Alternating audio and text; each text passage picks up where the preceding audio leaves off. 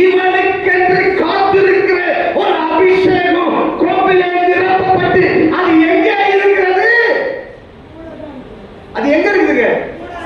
தேவனுடைய ஆசரிப்பு கூடாரத்திலே வைக்கப்பட்டிருக்கிற அபிஷேக தைலம் இப்போ இந்த சாலமோன் மேலே ஊற்றப்படுகிறது.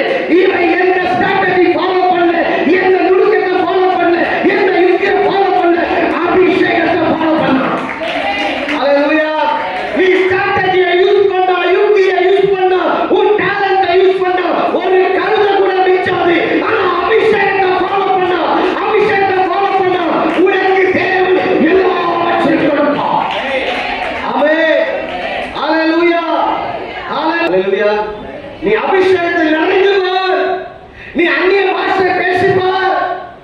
உன் வாயை விரிவாய் திறந்து அபிஷேகத்திலே தேவ வார்த்தையை பேசி பார்.